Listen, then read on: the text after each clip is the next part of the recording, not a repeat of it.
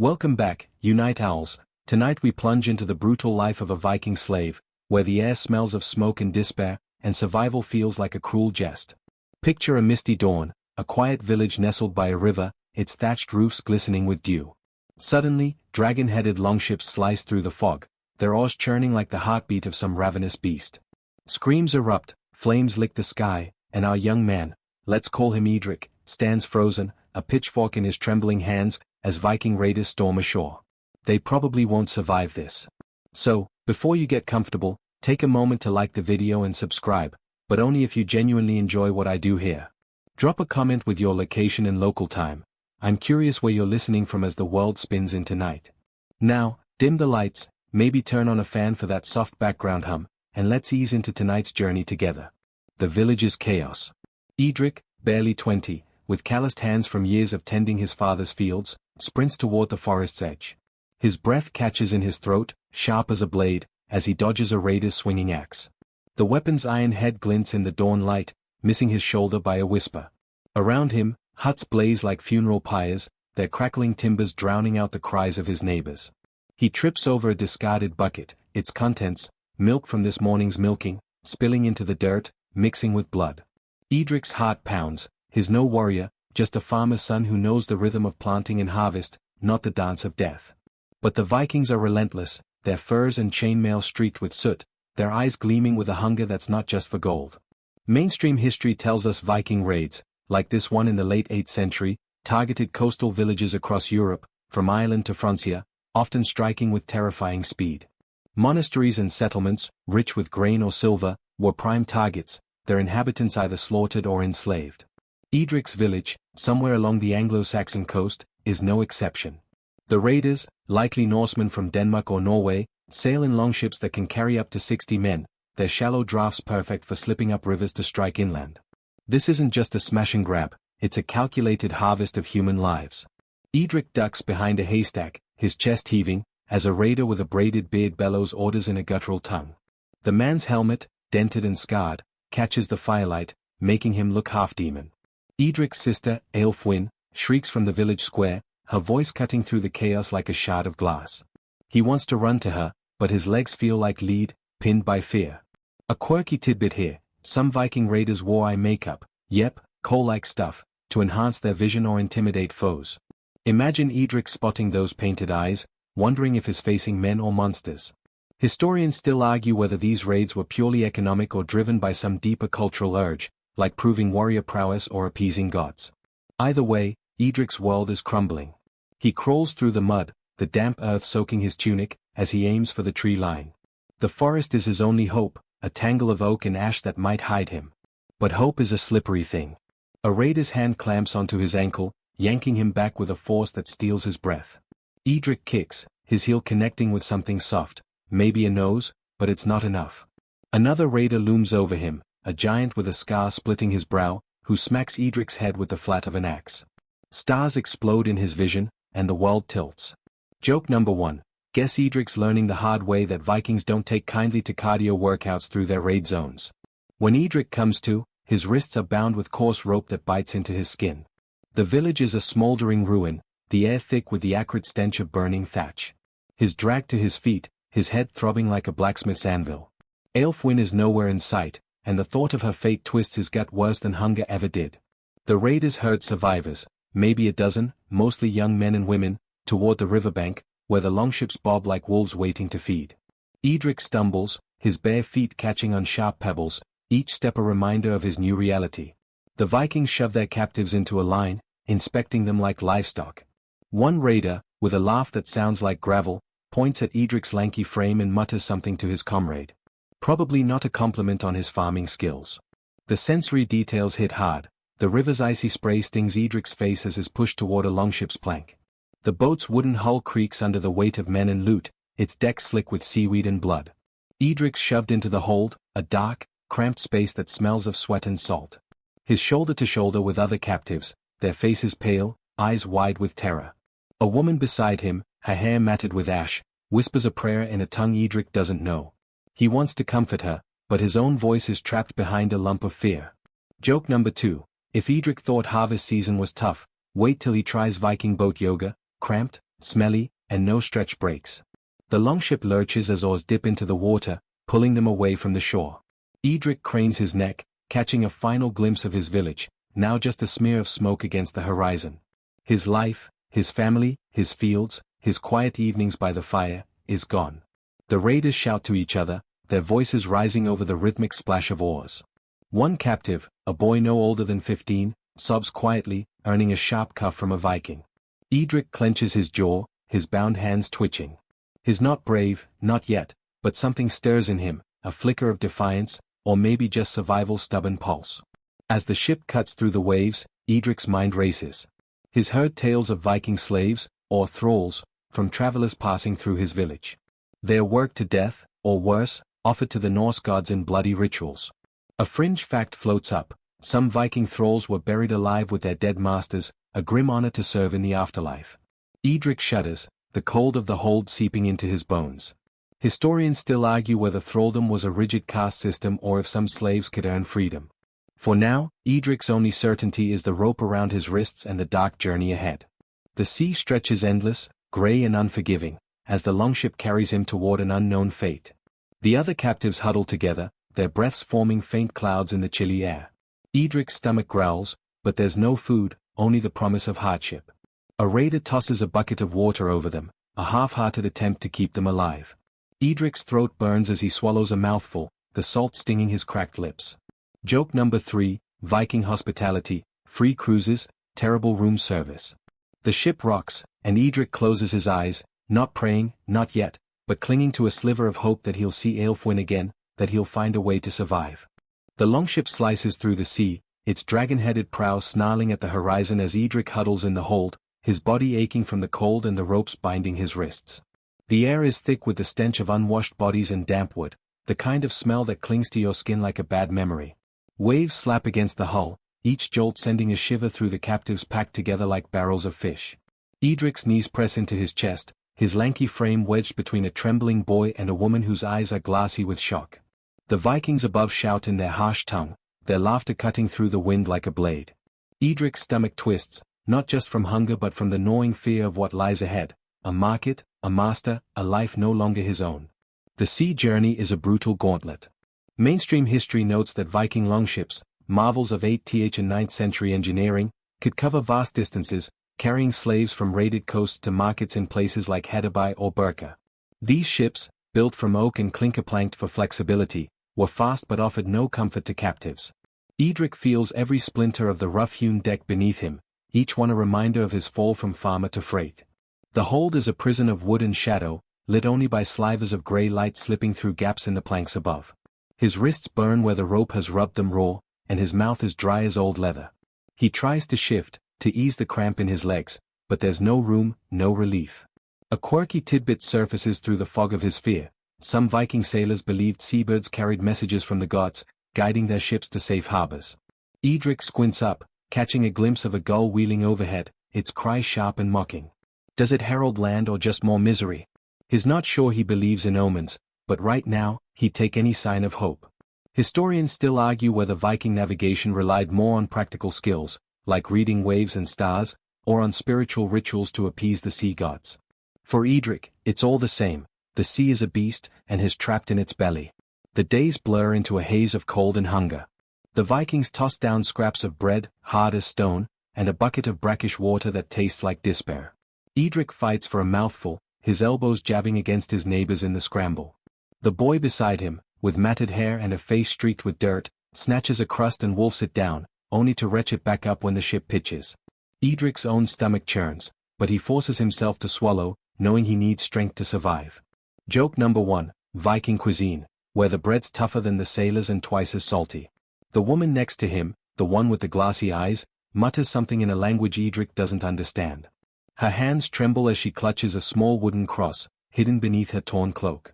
He wonders if she's from a Christian village, maybe one of those Frankish settlements the Vikings love to plunder. He wants to ask her name, to offer some shred of comfort, but his throat is too dry, his courage too thin. Instead, he watches her fingers trace the cross, a silent rebellion against the pagans above. The Vikings don't notice, or don't care, they're too busy hauling oars and bellowing songs about storms and glory. The ship rocks harder now, the waves growing wilder. Edric's head spins, nausea clawing at his gut. He's never been on water this long, his village was miles from the sea, his life bound to fields and furrows. The motion is relentless, a cruel dance that leaves him dizzy and weak. A raider stomps into the hold, his boots thudding like thunder. He's a bear of a man, his beard braided with beads that clink as he moves. He barks at the captives, pointing at the boy who vomited. The boy shrinks back, but the Viking grabs him, hauling him up to clean the mess. Edric's heart lurches, will he be next? But the raider moves on, leaving the boy shaking and scrubbing with a rag that's more filth than cloth. The sensory details are overwhelming, the salt spray that stings Edric's cracked lips, the creak of the ship's timbers like a dying animal, the faint metallic tang of blood from a captive's split lip. Above, the sail snaps in the wind, a tattered red and white square that blocks out the sky. Edric catches fragments of the Vikings' talk, words like Hedabai and silver, and his heart sinks. Hedabai, he's heard of it, a bustling trade hub where lives are sold as easily as wool. He remembers a traveling merchant once boasting about its markets, its streets thick with furs, amber, and despair. That's where they're headed, he's sure of it. Night falls, and the cold deepens, seeping into Edric's bones like a living thing. The captives huddle closer, their body heat a meager shield against the chill. The woman with the cross is silent now, her prayers spent. Edric's mind drifts to Aelfwine, his sister, her laughter echoing in his memory like a song he'll never hear again. Was she taken? Killed? He pushes the thought away, but it claws back, sharp as a Viking's blade. Joke number 2, if Edric ever gets seasick, at least he's got a bucket, just not one he'd want to drink from. The Vikings light a small fire on deck, its glow flickering through the hold's cracks. The smell of roasting fish drifts down, a cruel tease for the starving captives. Edric's mouth waters, his hunger a beast gnawing at his insides. He overhears a raider joking about thralls fetching a good price, and the word, thrall, lands like a stone in his gut. That's what he is now, not Edric, not a farmer, just a thing to be sold. A fringe fact bubbles up, some Viking slaves were tattooed with their status, crude marks etched into their skin to brand them as property. Edric glances at his arm, still unmarked, and wonders how long that will last. As the ship plows through the dark, a storm brews. Thunder rumbles, distant but growing, and the waves turn vicious, tossing the longship like a child's toy. Edric grips the edge of a plank, his knuckles white, as water sloshes into the hold. The captives gasp and whimper, their fear a shared pulse. A Viking shouts above, something about Njord, the sea god, and Edric wonders if they'll all be sacrificed to calm the storm.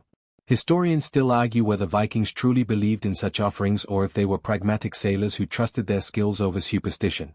Either way, Edric's fate feels like it's in the hands of something bigger, and angrier, than him. The storm passes by dawn, leaving the ship battered but afloat. Edric's body is a map of aches, his skin clammy, his throat raw from thirst. The Vikings haul up a net of fish, their scales glinting like silver coins in the weak sunlight. A raider tosses a few scraps into the hold, and Edric lunges for one, his hunger overriding his pride. He chews the slimy flesh, ignoring the taste, and feels a spark of strength return. The boy beside him isn't so lucky, he's too weak to fight for food, his eyes dull with surrender. Edric slips him half the fish, a small act of defiance against the despair threatening to swallow them both. Land appears on the horizon, a low smudge of green and grey. The Vikings cheer, their voices hoarse but triumphant. Edric's heart races, Hedabai, the market, his new prison. The woman with the cross stirs, her fingers tightening around her talisman. She meets Edric's eyes, and for a moment, there's a flicker of connection, two souls clinging to hope in a world that's forgotten them. Joke number 3, Viking cruises, great views, terrible roommates, and a destination you'll definitely regret booking. As the longship nears the shore, Edric braces himself, knowing the sea was just the beginning of his ordeal. The longship glides into Hedabai's harbor, its oars slicing through water that's murky with silt and secrets. Edric squints against the glare, his eyes stinging from days in the dim hold, as the bustling trade hub comes into view. Wooden docks jut into the water like crooked fingers, crowded with ships unloading furs, amber, and human cargo.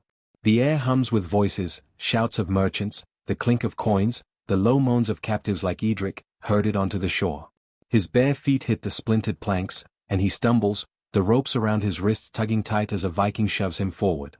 The market smells of fish, sweat, and something sharper, despair, maybe, or just the tang of too many lives packed too close.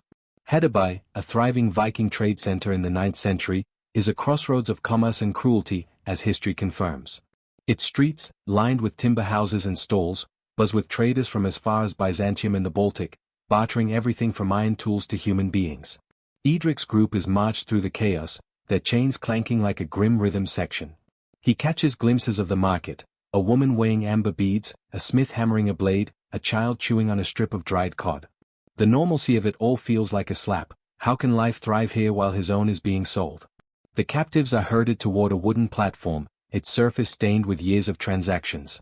Edric's heart thuds as is pushed into line, shoulder to shoulder with the boy from the ship and the woman with the hidden cross. Her name, his learned, is Sinuan, whispered during a rare moment of quiet on the voyage. She stands straight, her jaw set, but her hands tremble. The boy, Wulfric, is less steady, his eyes darting like a trapped animal's. Edric wants to say something brave, but his mouth is dry as the dust underfoot. Joke number 1, Viking markets, where the deals are hot, but the customer service is ice cold. A crowd gathers, a mix of grizzled warriors, fur-clad merchants, and curious locals. A Viking auctioneer, his voice booming like a storm, calls out in Norse, gesturing at the captives. Edric doesn't understand the words, but the tone is clear, they're goods, not people. A quirky tidbit floats up. Some Viking markets used hack silver, chopped up bits of jewelry, as currency, because who needs coins when you can just hack a bracelet in half? Edric's life, it seems, is worth a few slivers of metal. He scans the crowd, searching for Aelfwin's face, but there's no sign of her. The hope has clung to since the raid feels thinner now, like a thread about to snap. A burly man with a scar across his cheek steps forward, eyeing Edric like a farmer sizing up a plough horse. His furs are heavy with embroidery, his belt studded with silver, wealthy, dangerous. He grabs Edric's chin, forcing his head up, and inspects his teeth, his arms, his back. Edric flinches but holds still, knowing resistance could earn him a beating. The man grunts, satisfied, and tosses a pouch of silver to the auctioneer. Just like that, Edric is sold, his fate sealed with the clink of coins. Sinuan is next, her cross still hidden, but her eyes blaze with defiance as another bidder claims her. Wulfric, too small and frail, fetches a lower price, his buyer a thin man with a cruel smirk. The sensory details overwhelm, the market's cacophony, vendors hawking, hammers clanging, gulls screeching overhead, mixes with the stench of fish and unwashed bodies. Edric's new master, whose name he'll later learn is Thorvald, yanks him by the rope toward a cart piled with goods. The rope burns, and Edric's feet, still bare, bleed from sharp pebbles on the path. He glances back at Sinuan and Wulfric, their figures shrinking as they are led in different directions. A pang hits him, not just fear, but the loss of the fragile bond they'd formed in the ship's hold. Will he ever see them again? He pushes the thought down, focusing on the ground to keep from tripping. Thorvald's men load Edric onto the cart, where he's wedged between sacks of grain and a cage of squawking chickens. The cart lurches forward, its wheels creaking, and Hedabai's chaos fades into the distance. The road winds through marshy fields, the air heavy with the scent of salt and mud. Edric's mind races. He's heard tales of thralls worked to death on Viking farms or sacrificed in strange rituals. Historians still argue whether slavery was the backbone of Viking society or just one cog in their economic machine. Either way, Edric's no longer a man with a name, his property, his worth measured in silver and sweat. The journey to Thorvald's settlement takes hours, the cart rattling over uneven paths. Edric's body aches, his hunger a dull roar. Thorvald rides ahead, his horse's hooves kicking up dust that stings Edric's eyes. The other thralls in the cart, a gaunt man and a girl with haunted eyes, say nothing, their silence louder than words. Edric wonders about Thorvald. The man's wealth suggests power, but his scarred face and hard eyes scream cruelty. Joke number 2, Edric's new boss probably doesn't offer paid vacation or a cozy bed, unless you count a dirt floor as cozy. The settlement comes into view as dusk settles, a cluster of longhouses with smoke curling from their roofs. Fields stretch around them, dotted with sheep and the hunched figures of other thralls toiling in the fading light. Thorvald dismounts, barking orders to his men, who drag Edric from the cart. His legs wobble, weak from the sea and the market's ordeal, but a sharp prod from a spear keeps him moving. He's led to a low, windowless shed, its walls patched with mud and straw. Inside, it's dark, the air thick with the smell of damp earth and despair. Other thralls, their faces shadowed, glance at him with dull curiosity before looking away.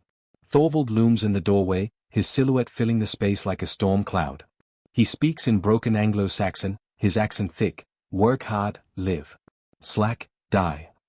The warning lands like a stone, and Edric nods, his throat too tight to speak. Thorvald leaves, and the shed's door slams shut, plunging Edric into near darkness. He sinks to the floor, the straw beneath him prickly but better than the ship's deck.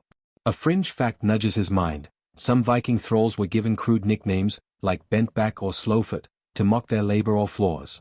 Edric wonders what name they'll pin on him, assuming he survives long enough to earn one. The other thralls in the shed are silent, their breathing the only sound. Edric's mind drifts to the market, to Sinuin's hidden cross, to Wulfric's frightened eyes. He clings to the memory of their shared moments in the hold, a flicker of humanity in this brutal world. The shed is cold, the night pressing in, but exhaustion pulls at him. He curls up, his body aching, and tries to sleep, though fear keeps one eye open. Joke number 3, Viking real estate, ocean views, free chains, and all the straw you can sneeze in. As sleep creeps closer, Edric's thoughts turn to escape. It's a foolish dream, he knows. Where would he go? The sea is vast, the land unknown, and Thorvald's men are watchful. Yet the idea lingers, a spark in the dark. He remembers the gull from the ship, its wings cutting through the storm. Maybe it was an omen, maybe not. For now, he's alive, and that's enough to keep the spark burning, however faintly. Edric wakes to the thud of a boot against the shed's door, the sound jolting him from a shallow, dreamless sleep. Dawn's grey light seeps through cracks in the mud and straw walls, painting the faces of the other thralls in ghostly hues. The air is damp, heavy with the scent of mold and the faint musk of unwashed bodies. His muscles scream as he rises, the straw beneath him leaving red welts on his skin. A Viking, his face weathered like old leather, barks orders in Norse, gesturing with a stick that looks eager to strike. Edric stumbles to his feet, his wrists still raw from the ropes, now replaced by the invisible chains of his new master, Thorvald. The shed empties as thralls shuffle out, their heads bowed, into a world that's all work and no mercy. Thorvald's settlement is a sprawl of longhouses and fields, ringed by a wooden palisade that feels more like a cage than a defense. Edric is marched to a barley field, the stalk swaying under a sky heavy with clouds. Thorvald, his scarred cheek catching the morning light, stands atop a rise, his eyes scanning his new property, Edric included. History confirms Viking chieftains like Thorvald often owned dozens of thralls, their labor fueling the agricultural and domestic needs of sprawling estates. These thralls, often captives from raids, were the backbone of Viking households, toiling from dawn to dusk for scraps and survival. Edric's no farmer here, his a tool, like the scythe is handed, its blade dull but heavy enough to bruise his palms. The work begins immediately. Edric swings the scythe, its weight unfamiliar compared to the pitchforks of his village. The barley resists, tough and tangled, and his first cuts are clumsy, earning a sharp jab from the overseer's stick. The pain stings, but he bites back a yelp, learning fast that silence is safer. The field stretches endless, a sea of green and gold under a sky that promises rain. Other thralls work nearby, their movements mechanical, their faces blank. One, a wiry man with a limp, mutters in a tongue Edric doesn't know, his words clipped by exhaustion. Edric wonders if his Frankish, maybe Irish, raids didn't discriminate. A quirky tidbit surfaces. Some Viking thralls were taught basic Norse to follow orders, but others were left to guess, their confusion a source of amusement for their masters. Edric catches a few words, work, faster, but the rest is a blur of harsh syllables. He mimics the wiry man's motions, hoping to avoid another jab. His hands blister, the scythe's handle rubbing his skin raw, but he keeps swinging, driven by the fear of what happens to thralls who falter. Historians still argue whether Viking slavery was purely exploitative or if some masters showed rare kindness, perhaps freeing loyal thralls. For Edric, kindness feels as distant as his old village. The sun climbs, and sweat stings his eyes. The field hums with the rhythmic swish of scythes, punctuated by the overseer's shouts. Edric's back aches, his shoulders burning from the unyielding labor. He glances at Thorvald, who's now inspecting a cart of grain, his laughter booming as he slaps a warrior's back. The chieftain's wealth is clear, his cloak is pinned with a silver brooch, his boots polished despite the mud. Edric's own tunic, torn and filthy, clings to his skin, a reminder of his fall. Joke number 1. Thorvald's living the Viking dream, fancy pins, free labor, and all the barley a man can hoard. At midday, the thralls are given a break, if you can call it that. They are herded to a trough of water and handed chunks of bread, stale but edible. Edric wolfs his down, the crust scraping his throat, and gulps water that tastes of earth. The wiry man, who Edric dubs limper in his head, sits nearby, chewing slowly, his eyes fixed on the horizon. Edric wonders if he's dreaming of escape, or if he's too broken to dream at all. The girl from the cart, her face still haunted, kneels by the trough, her hands shaking as she drinks. Edric wants to speak to her, to ask her name, but the overseer's shadow looms, and he stays silent. The sensory details are relentless. The barley's sharp edges prick Edric's legs, the wind carries the tang of manure from nearby pens, and the distant clang of a smith's hammer echoes like a heartbeat. Thorvald's longhouse looms in the distance, its roof carved with serpents that seem to watch the thralls. Edric's hands, now bleeding, leave red smears on the scythe's handle. He remembers his village's fields, where work was hard but shared, not this soul-crushing grind. The memory of Aelfwine, laughing as they weeded together, twists like a knife. Is she out there, toiling like him? Or worse? The afternoon drags on, the sky darkening with clouds that finally burst, soaking Edric to the bone. The rain is cold, turning the field to mud that sucks at his feet. The overseer doesn't care, he drives them harder, his stick swinging like a metronome. Edric's scythe slips, nearly slicing his shin, and he curses under his breath, a small rebellion. Limper glances at him, a flicker of something, amusement, in his eyes. It's the first human connection Edric's felt since Hedaby, and it's gone as fast as it came. Joke number 2, Viking weather forecast, rain, mud, and a 100% chance of misery. Thorvald appears again, this time with a woman at his side. She's tall, her hair braided with silver beads, her cloak finer than his. His wife, maybe, or a daughter. She surveys the thralls with cold eyes, pointing at the girl from the cart. The overseer nods, pulling the girl away, her face pale as she's led toward the longhouse. Edric's stomach lurches. What does Thorvald's household want with her? A fringe fact nudges his mind. Some Viking women manage thralls directly, deciding their fates with a word. Edric hopes she's kinder than Thorvald, but her expression suggests otherwise. As evening falls, the thralls are marched back to the shed, their bodies caked in mud and sweat. Edric's hands are raw, his back a knot of pain, but he's alive, a small victory. Inside the shed, the air is thick with the smell of wet wool and despair. Limper collapses beside him, muttering something that sounds like a prayer. Edric doesn't pray, he's not sure he believes in anything anymore. But he thinks of Sinuin's cross, hidden in the market, and wonders if faith could carry him through this. The shed's door slams shut, locking them in darkness, and Edric's mind turns to Thorvald's warning: work hard, live. Slack, die. Sleep is a distant hope, chased away by hunger and the ache in his bones. The other thralls are quiet, their breathing uneven, some coughing from the damp. Edric's thoughts drift to the barley field, to the scythe's weight, to the girl taken to the longhouse. He wonders what Thorvald's household is like. Does it hold warmth, or just more cruelty? Joke number 3, Viking interior decorators love a good serpent motif, but their guest rooms? Straw, chains, and 0 stars on Yelp. As the night deepens, Edric clings to a stubborn spark of defiance. He's survived the raid, the sea, the market, and now his first day under Thorvald's rule. Maybe that's enough for now. He curls up on the straw, the cold biting his skin, and lets exhaustion pull him under, dreaming not of freedom but of the strength to endure another day. Edric's eyes snap open as the shed's door crashes wide, the pre-dawn chill rushing in like an uninvited guest. The air smells of frost and damp earth, sharp enough to sting his lungs. He's barely slept, his body a map of aches from yesterday's scythe work, his hands still raw and blistered.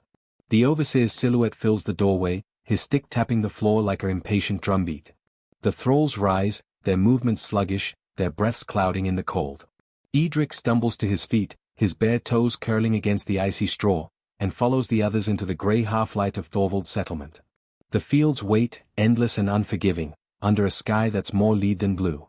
Today's task is the same, harvesting barley, a grueling slog that makes Edric's village labor seem like a lazy afternoon. Historical records show Viking farms relied heavily on thralls for agriculture, their work sustaining households through long winters.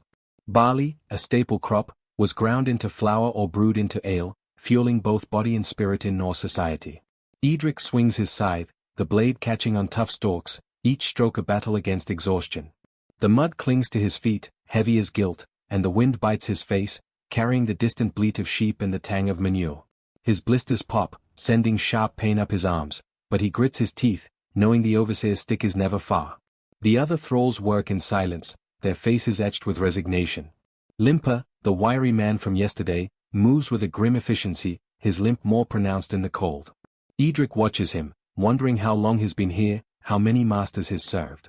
A quirky tidbit drifts up. Some Viking thralls were given crude shoes, wooden soles tied with rags, not for comfort but to keep them working longer. Edric's feet, bare and bruised, would kill for such luxury, but all he's got is mud and calluses. Historians still argue whether thralls were seen as mere property or if some formed tenuous bonds with their masters, almost like family. For Edric, Thorvald's scarred glare suggests property is the only label he'll wear. The morning drags, each hour measured in swings of the scythe and the ache in Edric's back. The overseer prowls, his stick tapping out a rhythm of fear. Edric's hands bleed now, the scythe's handle slick with it, but he doesn't dare stop. He remembers Thorvald's warning, work hard, live, and pushes through the pain. A thrall nearby, a broad-shouldered man with a shaved head, drops his scythe, his hands shaking from exhaustion. The overseer's stick cracks across his shoulders, and the man falls, swallowing a cry. Edric looks away, his stomach twisting. Joke number 1, Viking team-building exercises, scythes, mud, and motivational wax. At noon, the thralls are herded to the trough again, the water colder today, the bread even harder. Edric chews slowly, his jaw aching, and scans the group for the girl from the cart, the one taken to Thorvald's longhouse. She's not here, and the absence gnaws at him. Limper sits close, his eyes on the ground, muttering something that sounds like a curse. Edric catches a word, freedom, and his heart skips. Does Limper dream of escape, or is he just venting? Edric wants to ask, but the overseer's shadow looms, and silence feels safer. The sensory details hit hard, the bread's stale grit, the wind's icy sting, the distant clang of a smith's hammer like a heartbeat of the settlement. The afternoon brings no relief. The clouds thicken, spitting sleet that stings Edric's skin like tiny needles. His tunic, soaked and heavy, clings to him, offering no warmth. The barley field seems to grow, each row longer than the last, and his arms tremble with every swing. He thinks of his village, of warm evenings by the fire, of Aelfwin's voice teasing him about his clumsy weeding. The memory is a double-edged blade, comfort and pain. He wonders if she's toiling in a field like this, or if she's met a worse fate. The thought drives his scythe harder, as if cutting barley could cut through his fear. Thorvald appears, riding his horse through the field, his cloak flapping like a raven's wings. He pauses to watch, his eyes narrowing as they land on Edric. For a moment, Edric freezes, expecting a blow or a command, but Thorvald just grunts and rides on. The chieftain's presence is a reminder of his power. Every thrall, every stalk, every inch of this land is his. Edric's defiance flickers, buried under exhaustion, but it's there, a stubborn ember. Joke number 2, Thorvald's management style, ride in, scowl, ride out. Employee of the month? Not a chance. A fringe fact nudges Edric's mind. Some Viking thralls were tasked with dangerous jobs, like tending beehives or hauling stones, because their lives were cheap. Edric glances at the field's edge, where a stone wall is half-built, its jagged rocks waiting for hands to lift them. He shudders, hoping that's not his next job. The sleet turns to rain, heavy now, turning the field into a quagmire.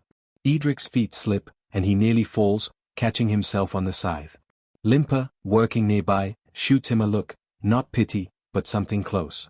Edric nods, a silent thanks, and keeps cutting, the rain washing blood from his hands into the mud. As evening nears, the thralls are marched to a new task, hauling the cut barley to a barn.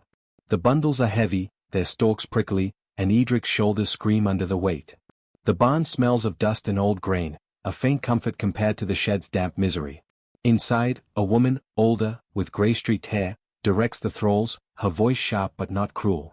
She's a thrall too, Edric guesses, her hands calloused from years of labor. She points at a corner for Edric's bundle, her eyes lingering on his bleeding hands. For a moment, he thinks she'll say something, but she turns away, her face unreadable. The day's end brings no rest. The thralls are sent back to the fields to gather the last bundles before dark. The rain stops, but the cold deepens, Edric's breath clouding as he works. His body is a machine now, moving through pain, driven by survival.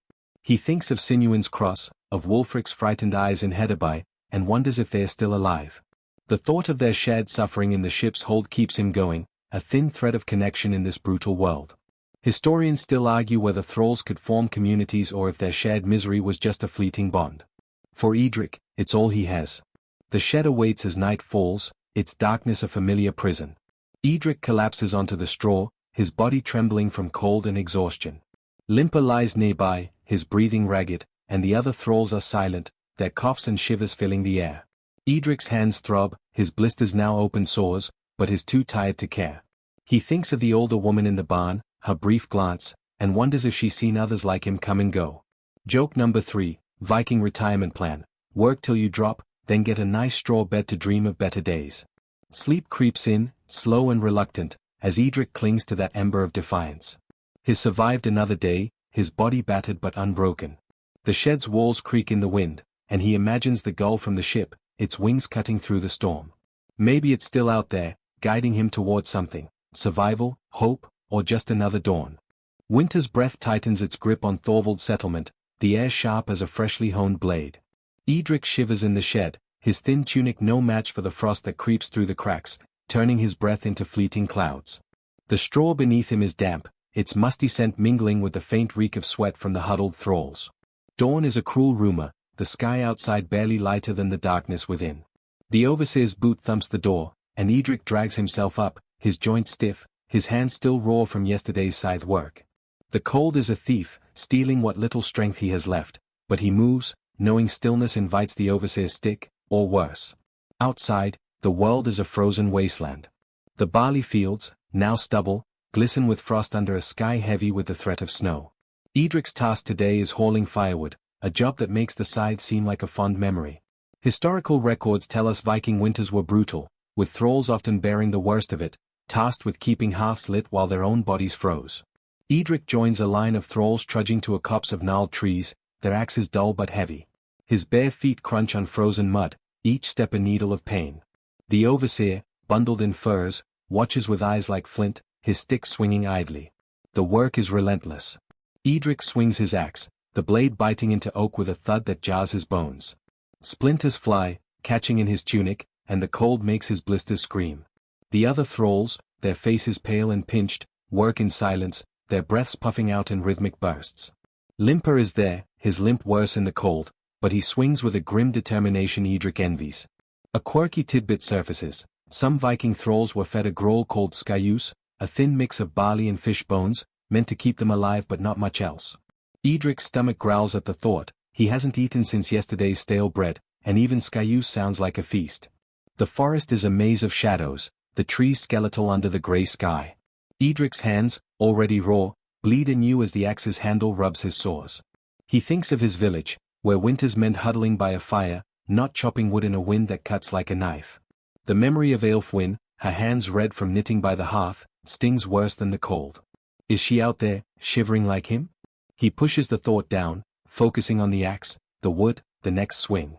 Historians still argue whether Viking thralls could earn freedom through hard work or if their lives were simply spent, like candles burned to the wick. For Edric, freedom feels like a word from another language. The overseer barks, pointing at a fallen log too heavy for one man. Edric and Limper are paired to drag it, their hands slipping on the icy bark. They heave, muscles burning, and Edric's breath catches as he nearly slips. Limper grunts, his eyes meeting Edric's for a moment, a flicker of shared struggle. They move the log, step by agonizing step, to a cart where other thralls stack wood. The sensory details are vivid, the crunch of frost underfoot, the piney scent of split wood, the distant howl of wind through the trees. Edric's fingers go numb, his toes worse, and he wonders how long a man can last in this cold. Joke number 1, Viking winter fitness plan: chop wood, freeze fast, and pray for spring. Midday brings a brief respite, if you can call it that. The thralls are given a bucket of water, its surface skimmed with ice, and a handful of dried fish, tough as leather. Edric chews, his jaw aching, and huddles near Limper for warmth. The older thrall says nothing, but his presence is a small comfort, like a candle in a storm. Edric notices the girl from the cart isn't among them, she's still in Thorvald's longhouse, her fate a mystery that gnaws at him. He wants to ask Limper about her, about this place, but the overseer's shadow keeps his tongue still. The fish sits heavy in his stomach, a poor shield against the hunger that's become his constant companion. The afternoon is a blur of axes and frost. Snow begins to fall, soft at first, then thicker, blanketing the ground in Edric's shoulders. His tunic is soaked, his body shaking, but the work doesn't stop. The overseer drives them harder, his shouts muffled by the snow but no less sharp. Edric's axe slips, nicking his shin, and he bites back a cry, blood mixing with the snow at his feet. Limper, working nearby, tosses him a rag, a tattered strip of wool, but it's something. Edric wraps his shin, the pain a dull raw, and keeps chopping. Joke number 2, Viking first aid, rags, grit, and a whole lot of hoping. Thorvald rides by, his horse snorting clouds of steam. His wrapped in furs, his silver brooch glinting even in the dim light. He pauses, his scarred cheek twitching as he watches the thralls. Edric feels his gaze, heavy as a stone, and keeps his head down, his axe moving. Thorvald says nothing, but his presence is a reminder, they are his, body and soul. A fringe fact floats up, some Viking chieftains mark their thralls with brands, not just for ownership but to crush their spirit. Edric's skin is unmarked, but he feels the weight of Thorvald's claim all the same. As dusk falls, the thralls are marched to a barn to stack the wood. The barn's warmth, faint, from stacked hay and the breath of penned animals, is a cruel tease. Edric's hands tremble as he stacks logs, his fingers barely able to grip. The older woman from the barn yesterday is there, her grey hair tucked under a rag, directing the work with quiet authority. She notices Edric's bleeding shin and hands him a strip of cleaner cloth, her eyes holding a flicker of kindness. He nods, grateful, but she's already turned away, her face hard again. Is she a thrall who's lasted years, or just another soul waiting to break? The day ends in the shed, the snow piling outside, sealing them in a tomb of cold. Edric collapses onto the straw, his body a knot of pain and frost. Limper lies nearby, his breathing shallow, and the other thralls are silent, their coughs sharper now, a sign of sickness creeping in. Edric's stomach is a hollow pit, his hunger a beast that won't sleep. He thinks of Sinuin's cross, of Wulfric's frail frame in Hedeby, and wonders if they are facing winters like this. The thought of their shared suffering in the ship's hold is a faint anchor, keeping him from sinking entirely. Joke number 3, Viking winter hospitality, free snow, free shivers, and a shed with all the charm of a glacier. Sleep is a distant hope, chased by the cold and the ache in his bones. Edric curls up, his breath warming his hands, and clings to that stubborn ember of defiance. He survived the raid, the sea, the market, and now weeks of Thorvald's rule. The gull from the ship haunts his mind, its wings cutting through the storm. Maybe it's still out there, a sign that survival is possible, even in this frozen hell. He closes his eyes, the shed's creaks blending with the wind's howl, and lets exhaustion pull him under, dreaming of warmth he can't quite remember. The shed door groans open, letting in a gust of icy air that bites Edric's skin like a swarm of wasps. Winter's hold on Thorvald's settlement is unrelenting, the ground outside a frozen crust under a sky bruised with clouds. Edric rises, his body stiff as old timber, the straw beneath him brittle with frost.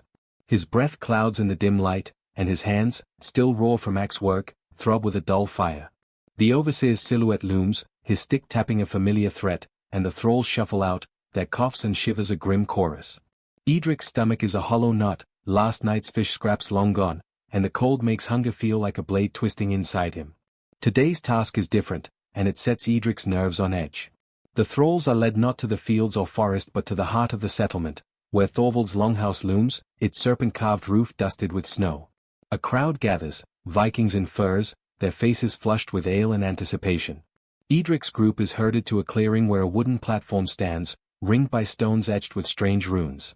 The air smells of pine smoke and something metallic, maybe blood, and Edric's heart thuds. This is no ordinary day, it's a ritual, and thralls, his herd, are sometimes part of the offering. Historical records confirm Viking religious ceremonies often involved sacrifices, animals, sometimes humans, to appease gods like Odin or Thor. Edric's eyes dart to the platform, where a fire crackles, its flames licking a pile of bones that don't look entirely animal. The thralls are lined up, their chains clinking softly. Limper stands beside Edric, his limp barely noticeable as he tenses, his eyes fixed on the platform. The older woman from the barn, whom Edric now calls grey hair in his mind, is there too, her face unreadable but her hands clenched. Thorvald steps forward, his silver brooch glinting, his scarred cheek twitching as he addresses the crowd in Norse. Edric catches the word blot, a term his herd whispered, a sacrifice to ensure a good spring. His throat tightens, is he here to work, or to bleed? A quirky tidbit floats up, some Vikings believed the gods judged a sacrifice's worth by the victim's strength, which doesn't bode well for Edric's scrawny frame. He almost laughs, a nervous reflex. Joke number 1, Viking gods must love a good deal, by one thrall, get eternal favor free. The ritual begins with a low chant, the Vikings' voices rising like a storm. A priest, his face painted with ash, lifts a horn of mead and pours it onto the ground, the liquid steaming in the cold. Edric's heart races as the priest's eyes sweep over the thralls, lingering on him for a moment too long. He remembers the tales from his village, of men offered to Odin, hung from trees or drowned in bogs. Historians still argue whether human sacrifice was common or a rare spectacle, exaggerated by Christian chroniclers to demonize the Norse. For Edric, standing in the shadow of that platform, it feels all too real. The sensory details are overwhelming. The fire's heat battles the winter chill, the smoke stings Edric's eyes, and the crowd's chant vibrates in his chest. A goat is led forward, its bleats cut short as the priest's knife flashes, blood soaking the snow. The crowd cheers, but Edric's stomach lurches. He glances at Limpa, whose jaw is set, his eyes narrow. Greyhair's lips move, maybe a prayer, though her face stays hard. The thralls are ordered to haul wood to the fire, and Edric moves, grateful for a task that keeps him off the platform. He drags logs, the bark scraping his raw hands, each step a prayer his not next. Thorvald's wife, the tall woman with silver-beaded braids, watches from the longhouse steps, her eyes cold as the snow.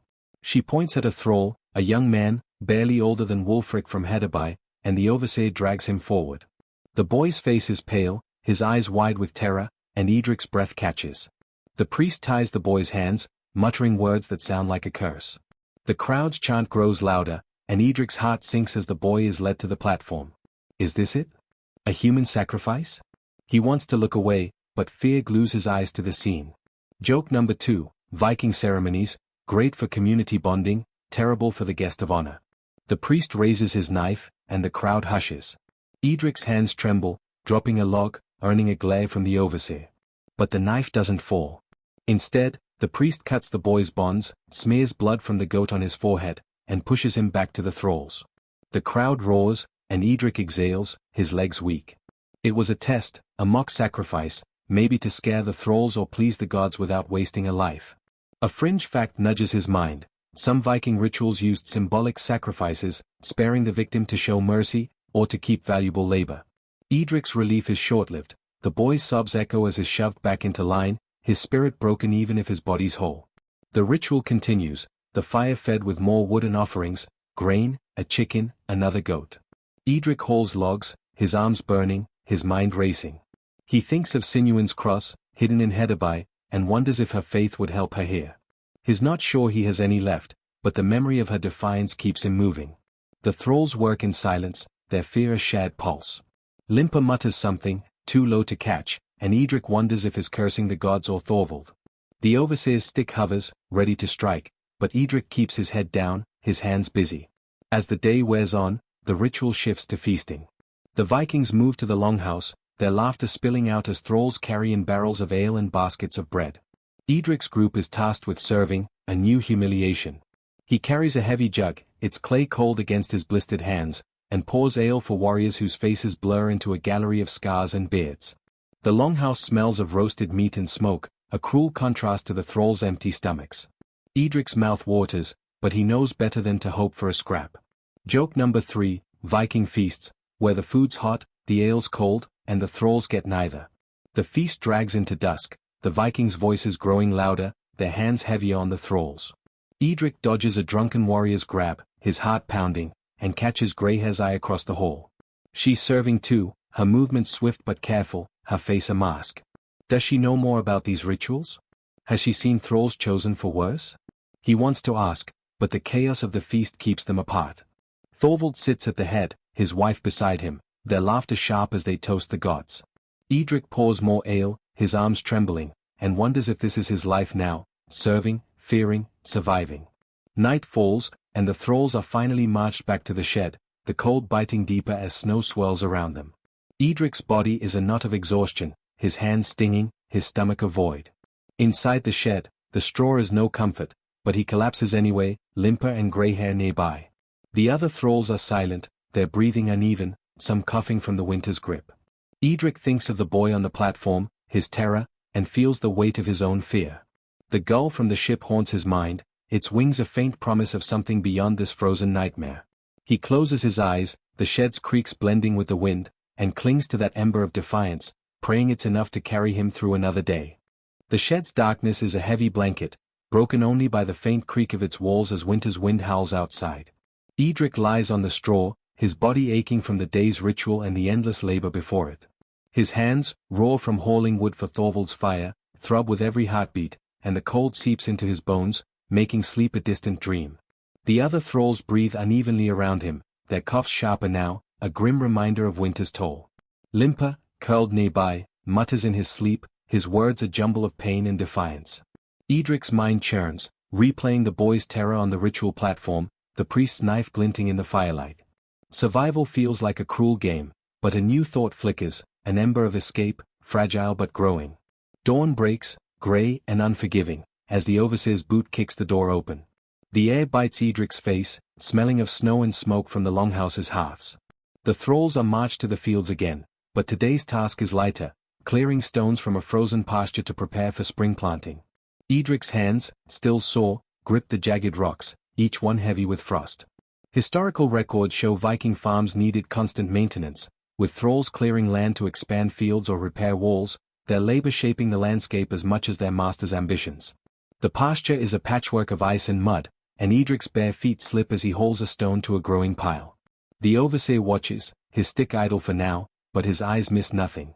As Edric works, the idea of escape takes root. The pasture is near the settlement's edge, where the palisade thins and the forest looms, its trees a tangle of shadow and promise. His herd whispers of thralls fleeing to the woods, though most are caught or die in the wild. A quirky tidbit surfaces, some Viking runaways carved secret marks on trees to guide others, a hidden map of defiance. Edric scans the forest's edge, wondering if such marks exist here, or if they're just tales to keep hope alive.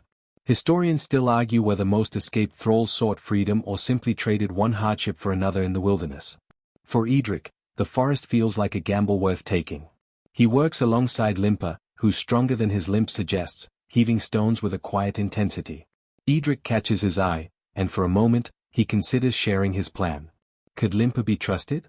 His muttered curses during the ritual suggest a spark of rebellion, but Edric hesitates. Trust is a luxury he can't afford. Grey hair is there too, her grey-streaked hair tucked under a rag as she stacks stones with steady hands. She notices Edric's glance toward the forest and frowns, a warning in her eyes. Does she guess his thoughts? He looks away, focusing on the next stone, its cold weight grounding him. Joke number 1, Viking landscaping. Move rocks, dodge sticks, and dream of a forest vacation. The morning drags, the cold numbing Edric's fingers and toes. The pasture hums with the clink of stones and the thralls' labored breaths. Edric's mind races, mapping the settlement, the palisade's gaps, the guards' patrols, the river beyond the forest. He remembers the gull from the ship, its wings cutting through the storm, and imagines it guiding him now. But escape isn't just about running, it's food, shelter, a destination. His village is too far, across a sea he can't navigate. Still, the thought of staying, of dying under Thorvald's rule, is worse. He heaves a stone, his muscles screaming, and lets the plan simmer, a secret fire in his chest. Midday brings a meager meal, a handful of barley gruel, thin and tasteless, served in a wooden bowl. Edric slurps it down, the warmth fleeting in his frozen body. The thralls huddle near the stone pile, their faces gaunt, their eyes hollow. Limper sits close, his breath steaming as he eats. Edric risks a whisper, "Ever think of running?" Limper's eyes narrow, but he doesn't answer, just scoops another spoonful. Grey hair, nearby, shoots Edric a sharp look, her spoon pausing. The overseer's shadow falls over them, and Edric falls silent, his heart pounding.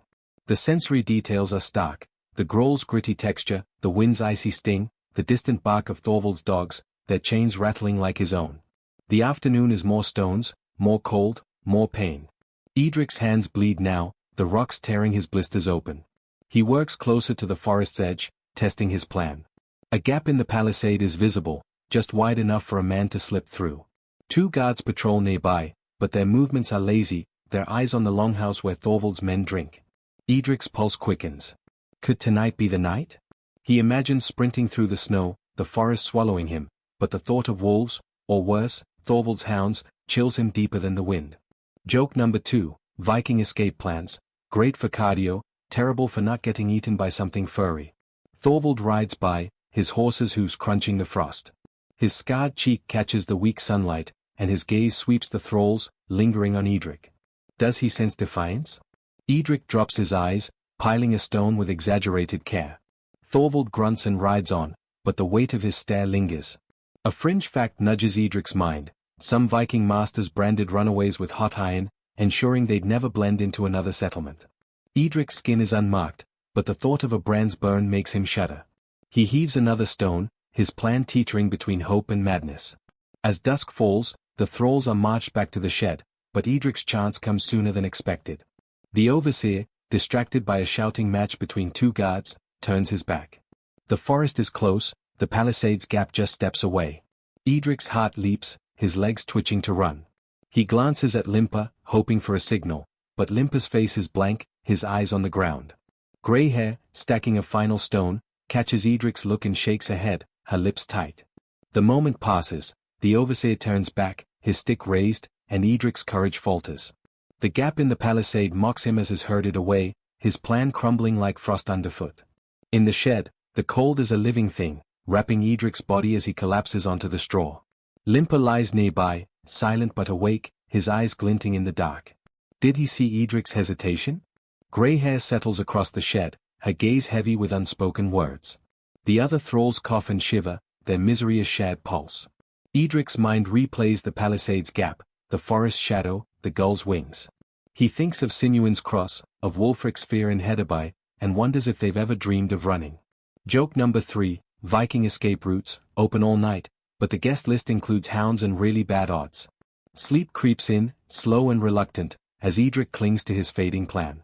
The shed's walls creak, the wind howls, and his body aches, but that ember of defiance burns still. He's survived another day, his hope bruised but alive. Maybe tomorrow, he'll find the courage, or the madness, to run. For now, he curls up, his breath warming his hands, and lets the darkness take him, dreaming of a forest where no chains bind him. The shed's chill clings to Edric like a second skin, the straw beneath him sharp with frost as he stirs from a restless sleep. The air smells of damp earth and the faint sourness of unwashed bodies, a reminder of the life he's been reduced to. His hands, crusted with dried blood from yesterday's stone hauling, ache as he flexes them, the memory of the palisade's gap haunting his thoughts. The overseer's boot slams the door open, letting in a gust of winter air that bites his face. The thralls rise, their coughs louder now, some doubled over with sickness. Edric stumbles to his feet, his body a knot of pain, but his mind clings to the fragile bond he's formed with Limper and Grey hair, their shared glances a lifeline in this frozen hell. Today's task is back in the fields, repairing fences torn by wind and livestock. The ground is iron hard, the posts heavy, and Edric's blistered hands scream as he drives them into the earth with a wooden mallet. Historical records note that Viking thralls were often tasked with such maintenance, their labor ensuring the settlement's survival through harsh winters. The fence line stretches along the pasture, near the forest where Edric's escape plan flickered and died yesterday. He glances at the trees, their branches heavy with snow, and wonders if he'll get another chance. The overseer prowls, his stick tapping, but his eyes are on the horizon, distracted by a distant shout. Limper works beside Edric, his limp pronounced but his hands steady as he ties ropes to secure the posts. Grey hair is there too, hauling smaller logs, her face set in that unreadable mask. Edric catches her eye, and for a moment, he thinks she knows his thoughts, the urge to run, the fear that chains him. A quirky tidbit surfaces. Some Viking thralls formed secret alliances, whispering plans in the dark to share food or cover for each other's mistakes. Edric wonders if Limper and Grey hair could be such allies, or if betrayal is just another trap in this brutal world. Historians still argue whether these bonds were common or rare, born of desperation or genuine trust. For Edric, trust is a risk he's not sure he can take. The work is grueling, the cold making every swing of the mallet a test of endurance. Edric's breath clouds, his fingers numb as he ties a rope, the coarse fibers tearing his sores open. Limper grunts nearby, his own hands bleeding, but he works with a quiet strength that Edric envies. They exchange a glance, and Limper mutters, "Keep moving, lad," his voice low but steady. It's the first time he's spoken directly to Edric, and the words land like a spark, warming something inside him. Grey hair, stacking logs, nods slightly, as if she's part of this unspoken pact. Joke number 1, Viking fence building, great for teamwork, terrible for frostbite and job satisfaction. Midday brings a meager ration, a bowl of skayus, that thin gruel of barley and fish bones Edric's heard about. It's warm, at least, though it tastes like despair and salt water. The thralls huddle near the fence line, their hands cupped around the bowls, stealing warmth from the steam. Edric sits close to Limper, who eats slowly, his eyes scanning the forest. Grey hair joins them, her presence a quiet anchor. Edric risks another whisper, the gap in the palisade, still there. Limper's spoon pauses, his gaze sharp, but he only shrugs. Greyhair's eyes narrow, a warning, but she doesn't speak. The overseer's shout cuts the moment short, and Edric gulps the last of his growl, its grit lingering in his throat. The sensory details are vivid. The mallet's thud echoes in Edric's chest, the snow's crunch underfoot is a constant rhythm, and the faint smell of pine from the forest mixes with the settlement's smoke. His hands bleed again, the rope's fibers stained red, but he keeps working, driven by Limpa's words and Greyhair's steady presence. The forest looms closer today, its shadows whispering of freedom, or death. Edric's plan flickers back to life, but it's tempered by yesterday's failure. He needs more than a gap, he needs food, a cloak, a destination. The thought of Aelfwyn, maybe toiling in another settlement, fuels his resolve, but fear keeps it in check. Thorvald appears, his horse's hooves crunching the snow. His scarred cheek twitches as he inspects the fence, his furs heavy with silver embroidery. He barks at the overseer, pointing at a crooked post, and Edric feels his gaze like a weight. Thorvald's wife trails behind, her silver-beaded braids glinting, her eyes cold as she scans the thralls. She lingers on Greyhair, who meets her gaze with a defiance Edric hasn't seen before. Does Greyhair know something about her? A fringe fact nudges Edric's mind. Some Viking women held sway over thralls, deciding who worked the fields or served in the longhouse, or worse. Edric shudders, hoping Greyhair's not marked for something darker. Joke number 2, Thorvald's quality control: crooked fences get a scowl, crooked thralls get a stick. The afternoon drags, the cold deepening as clouds gather. Edric's body is a machine of pain, his hands barely able to grip the mallet. Limpa works closer now, his shoulder brushing Edric's as they lift a heavy post. "Watch the guards," he whispers, so low Edric almost misses it. His heart leaps. Does Limpa share his dream of escape? He wants to press, but the overseer's stick swings, and they fall silent, their bond unspoken but growing. Greyhair, hauling a log, catches Edric's eye again, her expression a mix of caution and something softer, hope, maybe. The forest's edge feels closer, its shadows a siren call, but Edric knows one wrong move could end them all. As dusk falls, the thralls are marched to the barn to store tools. The air inside is thick with hay dust, a faint warmth that teases Edric's frozen skin. Greyhair directs the work, her voice low but firm, and Edric wonders how she's lasted so long in this place. She hands him a rag to wrap his bleeding hands, her fingers brushing his for a moment, a flicker of kindness that catches him off guard. Limpa lingers nearby, his eyes on the barn's door, where a guard slouches, half asleep. The moment feels ripe, but Edric's courage falters again, the memory of yesterday's mischance heavy as the mallet he carries. Back in the shed, the cold is a beast, clawing at Edric's bones as he collapses onto the straw. Limpa and Greyhair settle nearby, their breathing a steady rhythm in the dark. The other thralls are quiet, their coughs a grim reminder of winter's toll. Edric's mind races, replaying Limpa's whisper, Greyhair's nod, the forest's promise. He thinks of Sinuin's cross, of Wulfric's fear in Hedeby, and feels their shared suffering like a weight. Joke number 3, Viking shed life, cozy as a snowbank, with roommates who snore and overseers who don't knock. Sleep is a faint hope, chased by cold and hunger. Edric curls up, his hands throbbing, and clings to the bond with Limpa and Greyhair. The gull from the ship haunts his dreams, its wings a faint promise of freedom. Maybe tomorrow, with their help, he'll find the strength to run, or the wisdom to wait. For now, the shed's creaks and the wind's howl lull him into a shallow sleep, his defiance a spark that refuses to die. The shed's darkness is a cold shroud, wrapping Edric in its icy embrace as he stirs from a fitful sleep, his breath clouding in the pre-dawn chill. The straw beneath him crackles with frost, its damp scent mingling with the sour tang of the thralls' unwashed bodies.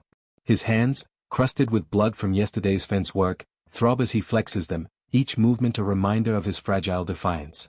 The overseer's boot slams the door open, letting in a gust of wind that smells of snow and smoke.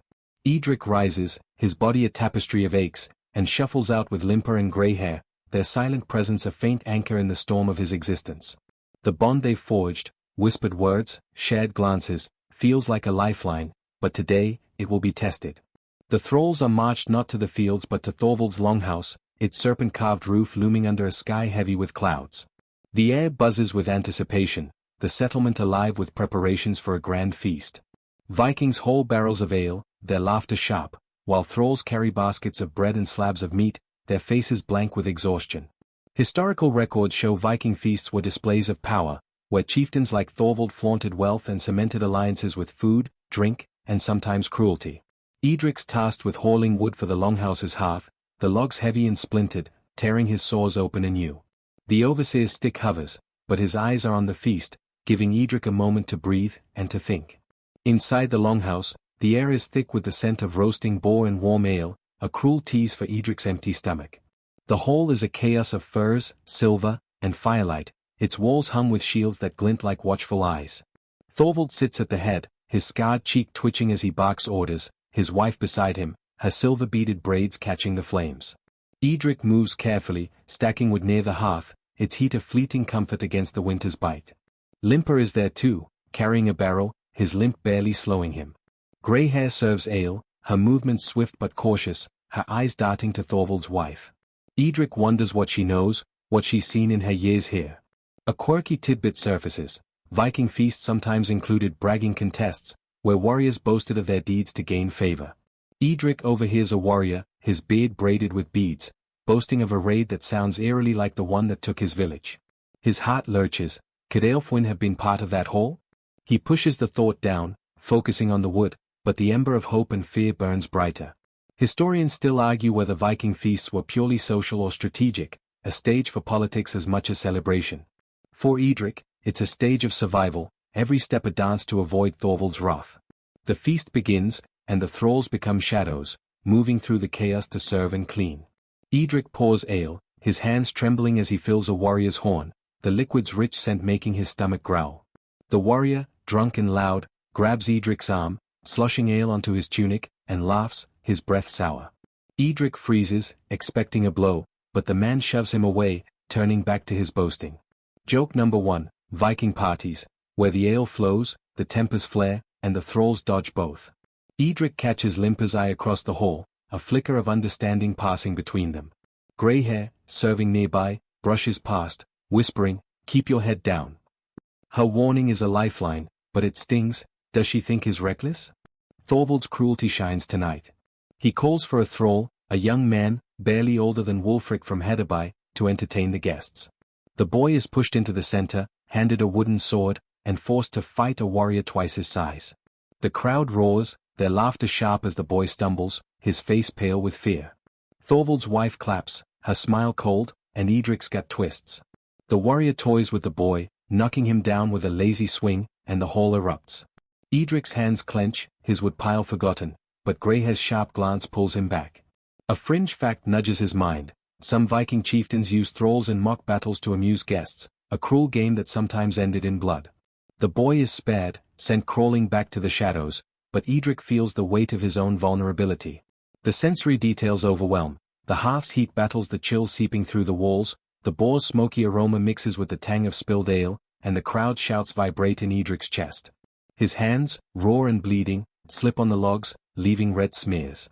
He thinks of Sinuin's cross, hidden in Hedeby, and wonders if her faith would hold here, in this hall of laughter and cruelty. Limper, hauling another barrel, grunts as he passes, his eyes flicking to the longhouse door. Is he thinking of escape too? Edric's plan, crushed by yesterday's fear, stirs again, fed by the feast's chaos and Thorvald's malice. As the night deepens, the Vikings grow drunker, their hands heavier. Edric dodges a warrior's grab, his heart pounding, and sees Greyhair slip a crust of bread into her sleeve, a small act of defiance. He wants to do the same, but the overseer's eyes are on him now, sharp despite the ale. Limper, stacking barrels, whispers, "Later," so low Edric almost misses it. His pulse quickens. Does Limper mean escape, or just survival? The feast is a blur of noise and fear, and Edric moves through it, pouring ale, stacking wood, his body a machine driven by hunger and hope. Joke number 2, Viking hospitality, free drinks for guests, free bruises for thralls. Thorvald stands, his voice cutting through the din, toasting the gods and his guests. He calls for another thrall, this time a woman, to sing for the crowd. Greyhair is chosen, her face tightening as she's pushed forward. She sings, her voice low and haunting, a song in a tongue Edric doesn't know but feels in his bones. The hall quiets, even Thorvald's wife leaning forward, her cold eyes softening for a moment. Edric watches, his heart aching. Greyhair's song is a glimpse of who she was before this life. The moment passes, and she's sent back to work, her mask back in place. Edric wonders how many pieces of herself she's buried to survive. The feast ends late, the thralls march back to the shed through snow that started to fall again. Edric's body is a knot of exhaustion, his hands stinging, his stomach a void. Inside the shed, the cold is merciless, the straw no comfort. Limper collapses nearby, his breathing ragged, and grey hair settles across from them, her eyes glinting in the dark. The other thralls are silent, their coughs a grim rhythm. Edric thinks of the boys' mock fight, Greyhair's song, Limper's whisper. The bond between them feels stronger, a thread woven through shared suffering. Joke number 3, Viking nightlife, epic toasts, epic fights, and thralls who'd rather be napping in the snow. Sleep creeps in, slow and reluctant, as Edric curls up, his breath warming his hands. The gull from the ship haunts his dreams, its wings a faint promise of something beyond this cruel hall. Limper's later echoes, and Greyhair's song lingers, fueling the ember of defiance in his chest. Tomorrow, maybe, they'll find a way to turn whispers into action, or at least survive another night. The shed's icy grip holds Edric fast, the straw beneath him a brittle bed that offers no warmth against the winter's bite. His breath clouds in the pre-dawn dark, mingling with the faint must of damp wood and the ragged breathing of the other thralls. His hands, scabbed and sore from the feast's labor, ache as he shifts, the memory of Limper's whispered later and Greyhair's haunting song fueling a restless spark in his chest.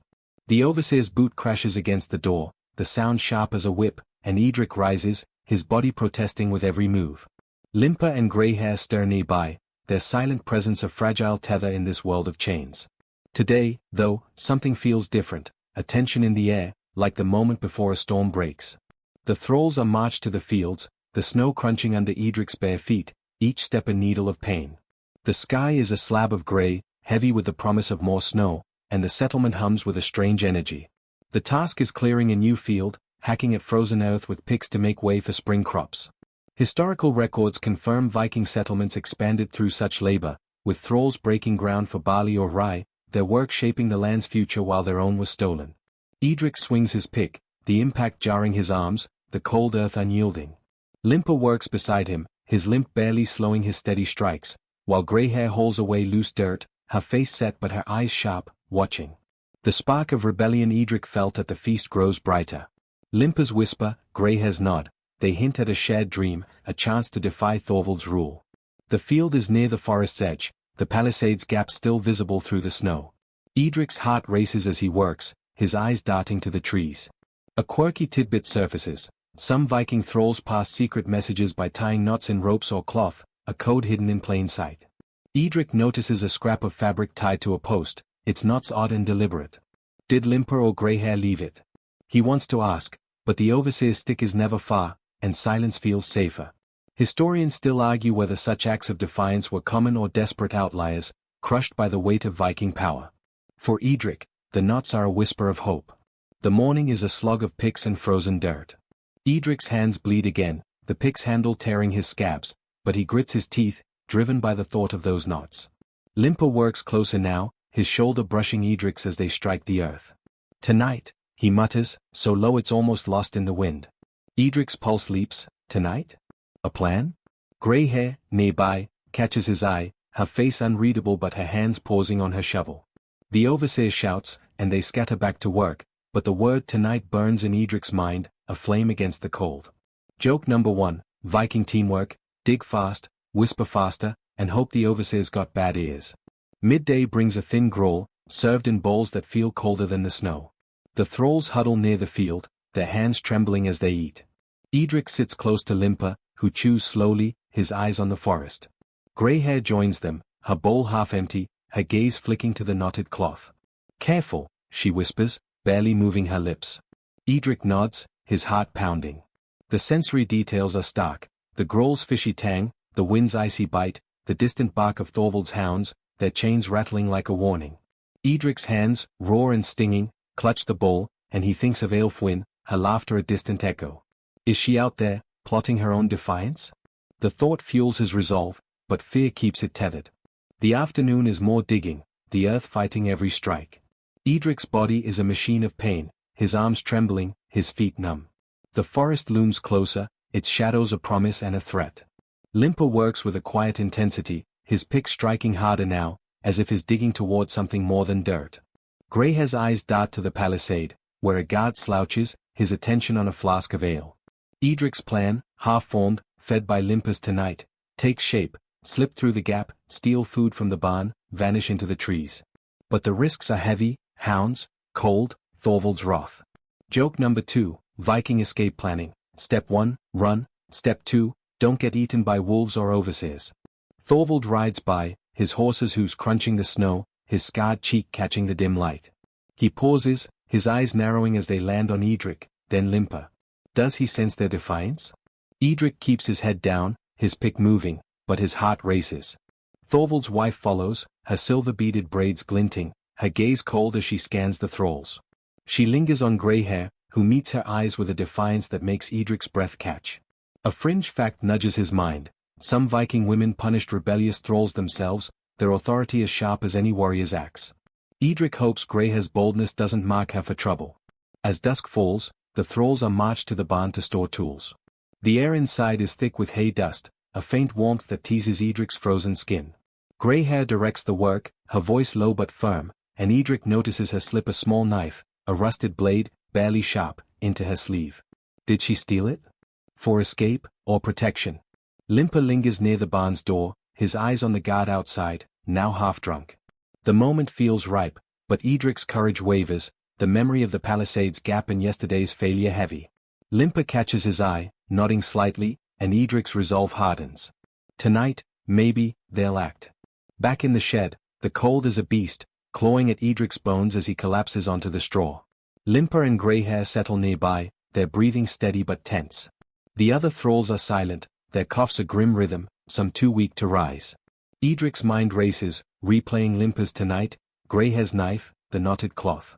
He thinks of Sinuin's cross, of Wulfric's fear in Hedaby, and feels their shared suffering like a weight. The bond with Limper and Greyhair is stronger now, a thread of defiance woven through their whispers. Joke number 3, Viking shed meetings, secret plans, cold straw, and a strict no-snoring policy. Sleep is a faint hope, chased by cold and the thrill of rebellion. Edric curls up, his hands throbbing, and clings to the plan forming in the dark. The gull from the ship haunts his dreams, its wings a promise of freedom, or a warning of folly. Limper's tonight echoes, and Greyhair's knife glints in his mind, a spark of hope in this frozen nightmare. He closes his eyes, the shed's creaks blending with the wind, and waits for the moment to act, praying it's not a trap that will break them all. The shed's darkness is a cold fist, squeezing Edric's bones as he lies on the straw, his breath shallow in the icy air. The faint scent of damp earth and the thrall's ragged breathing fills the space, a grim lullaby that keeps sleep at bay. His hands, raw from yesterday's pick work, throb with every heartbeat, but his mind is alive with Limper's whispered tonight and the glint of Greyhair's stolen knife.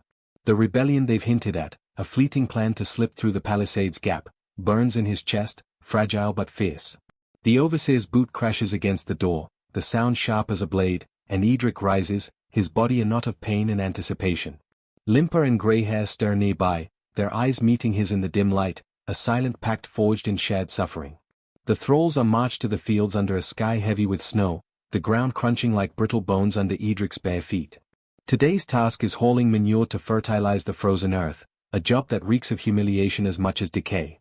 Historical records show Viking farms relied on such labor, with thralls spreading dung to ensure rich harvests, their work a cornerstone of survival in harsh climates.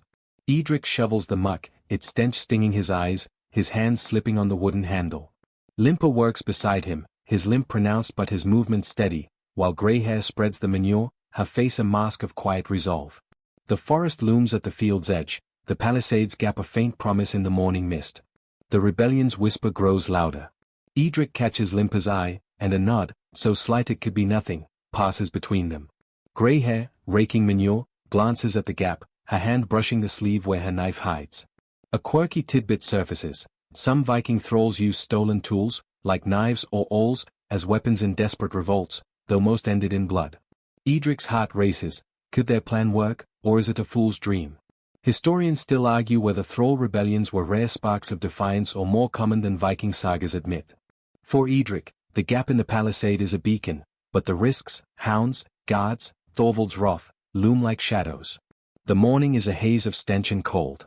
Edric's hands bleed anew, the shovel's handle tearing his scabs, but he works faster, driven by the plan. Limper mutters, dusk, when the guards drink, his voice low as the wind. Greyhair's eyes flick to Edric, a warning and a question. He nods, his pulse pounding, but fear gnaws at him. The sensory details are vivid, the manure's acrid burn in his throat, the snow's icy sting on his feet, the distant clang of a smith's hammer like a heartbeat of the settlement. Edric thinks of Aelfwyn, her laughter a fading echo, and wonders if she's plotting her own escape somewhere. The thought fuels his resolve, but the weight of failure presses hard. Midday brings a thin gruel, served in bowls crusted with frost. The thralls huddle near the field, their hands trembling as they eat. Edric sits close to Limper, who chews slowly, his eyes on the palisade. Grey-hair joins them, her bowl half empty, her fingers brushing the knife's outline in her sleeve. "We need food," she whispers, her voice barely audible. Edric nods, his mind racing. The barn, where they stored tools yesterday, holds sacks of grain. Could they steal enough to survive the forest? The overseer's shout cuts their whispers short, and Edric gulps his gruel, its fishy grit a poor shield against hunger. Joke number 1, Viking meal plans, gruel so bad, even the rats pass on seconds. The afternoon is more manure, the stench a constant assault. Edric's body aches, his arms trembling with every shovelful, but his mind is on dusk. The guards, as Limper predicted, are lax today, their flasks passing freely as they laugh near the palisade. The gap seems closer, its promise sharper. Edric works near Limper, their shovels striking in rhythm, a silent agreement building. Grey-hair, spreading manure, moves closer, her eyes darting to the guards. "Barn, then forest," she murmurs, so low Edric strains to hear. The plan solidifies, steal grain, slip through the gap, vanish before dawn. But the hound's distant barks remind him of the cost of failure. Thorvald rides by, his horse's hooves crunching the snow, his scarred cheek catching the dim light. His eyes sweep the thralls, lingering on Edric, then Limper, then Grey-hair. Does he sense their plot? Edric's heart pounds, but he keeps shoveling, his head down.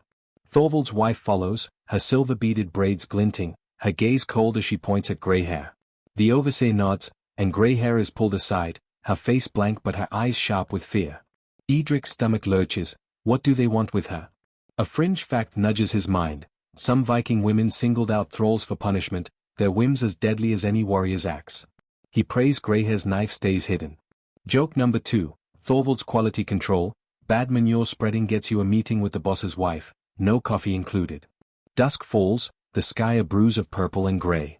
The thralls are marched to the barn to store tools, the air inside thick with hay dust and the faint warmth of penned animals. Edric's chance comes when the overseer turns away, distracted by a shouting guard. Limper nods, slipping a sack of grain under his tunic, while Edric grabs a small bundle, his hands shaking. Grey-hair, back from whatever Thorvald's wife wanted, joins them, her face pale but her knife still hidden.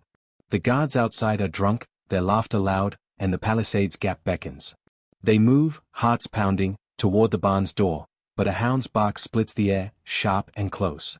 The overseer turns, his eyes narrowing, and Edric freezes, the grain heavy against his chest. The rebellion crumbles. The overseer's stick cracks across Limper's back, sending him to his knees, the grain spilling. Edric drops his bundle, his hands raised, as Grey-hair steps back, her knife still hidden but useless now. The guards swarm, their flasks forgotten, and the thralls are dragged to the longhouse. Thorvald waits, his scarred cheek twitching, his wife beside him, her eyes cold as ice. The punishment is swift. Limper is lashed, his cries muffled by pride, while Edric and Grey-hair are forced to watch, their wrists bound. The lashed crack echoes, each strike a warning to others. Edric's defiance gutters, his plan shattered, his hope bleeding out with Limper's wounds. Joke number 3, Viking team building, steal grain, get whipped, and learn to love the shed's ambience. The thralls are marched back to the shed, Limper limping, his back raw.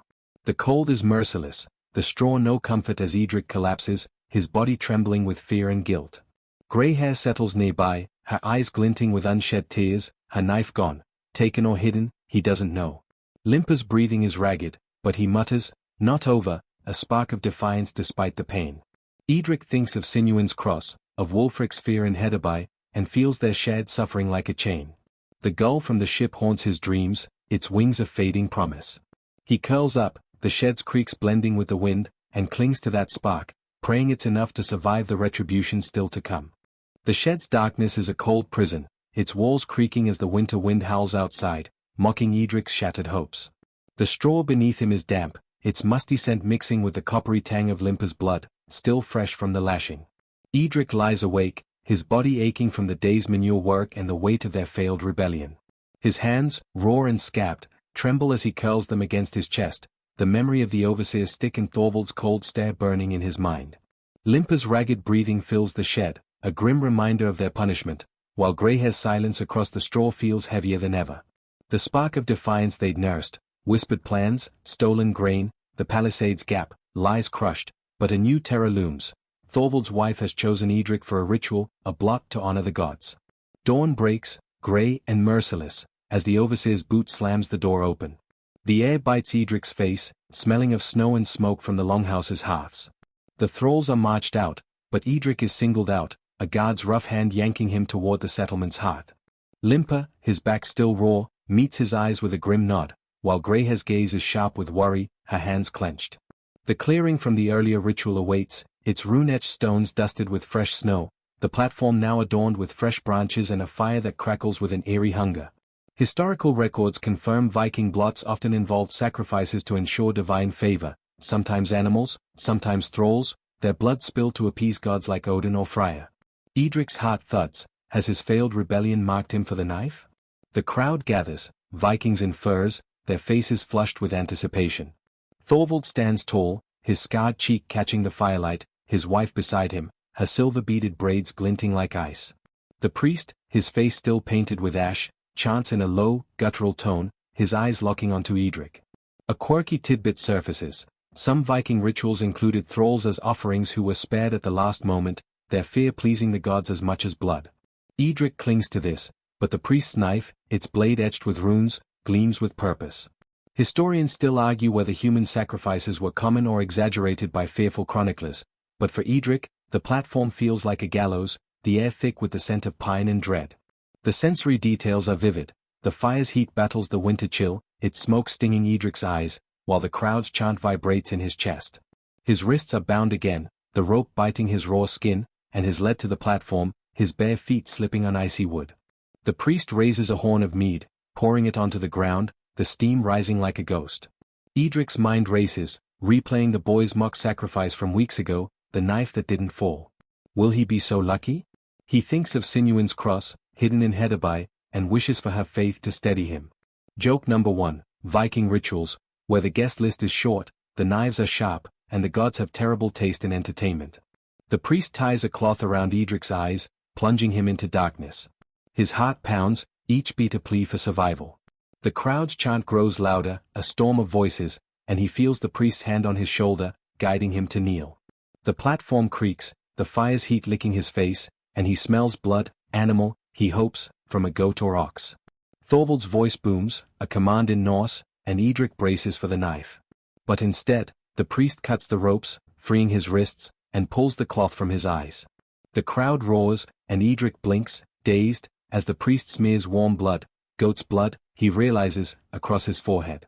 It's another mock sacrifice, a cruel game to please the gods and terrify the thralls. Relief floods him, but his legs tremble as is shoved back to the crowd. The ritual continues, the fire fed with more branches and offerings, a chicken, a bundle of grain. Edric is tasked with hauling wood again, his body moving on instinct, his mind reeling. Limper and Greyhair are nearby, their faces pale but relieved, their eyes meeting his in a silent pact. The failed rebellion has cost them, but they are alive, and that's a victory, however small. Edric's hands, still bleeding, grip the logs, the splinters biting as he stacks them. The priest's chant drones on, and Thorvald's wife watches, her cold eyes lingering on Edric. Does she know about the stolen grain, the whispered plans? A fringe fact nudges his mind. Some Viking women chose sacrificial victims, their authority in rituals as absolute as their husbands. Edric shudders, hoping her gaze moves on. The day drags, the ritual blending into labor.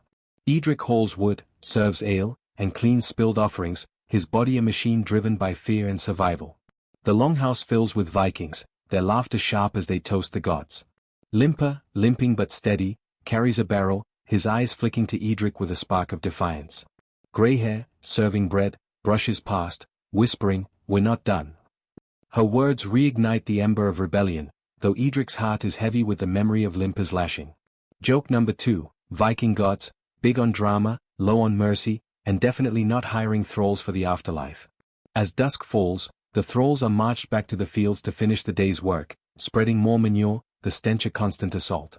Edric's hands sting, his body aching, but Greyhair's whisper keeps him moving.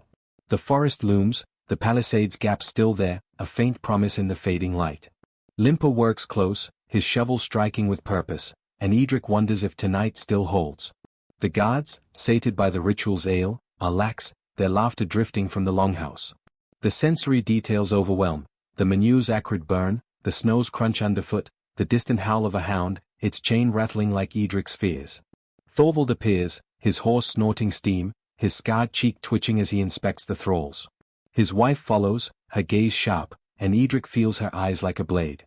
She points at another thrall, a frail man, coughing violently, and is pulled away, his fate unclear.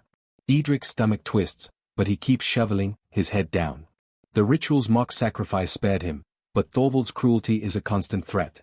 Joke number 3, Viking HR, survive the knife, shovel the muck, and maybe get a day off in Valhalla. Night falls, and the thralls are herded back to the shed, the cold biting deeper as snow swells around them. Edric collapses onto the straw, his body trembling, his mind racing with Greyhair's words and Limper's nod. Limper lies nearby, his back still raw but his eyes glinting with resolve. Greyhair settles across from them, her silence heavy but her presence a comfort. The other thralls cough and shiver, their misery a shared pulse. Edric thinks of Sinuin's cross, of Wulfric's fear in Hedeby, and feels their suffering like a chain linking them across the sea.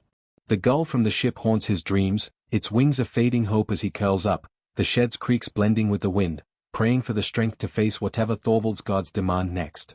The shed's icy walls press in, the straw beneath Edric a brittle cradle that offers no comfort against the winter's bite. His breath clouds in the dark, mingling with the musty scent of damp earth and the thrall's labored breathing. His hands, raw from hauling ritual wood, throb with a dull fire, but his mind burns with Limper's sacrifice on the platform and Greyhair's fierce whisper, live. The failed rebellion and the mock sacrifice have left their bond tighter, a thread of defiance woven through shared pain. The overseer's boot hasn't come yet, but Edric knows their punishment isn't over. A new spark ignites, a final, desperate bid for freedom, fueled by the fear of another ritual claiming him for real. Dawn breaks, cold and grey, as the door slams open, the overseer's stick tapping a grim rhythm. The air smells of snow and smoke, the settlement hushed under a fresh blanket of white.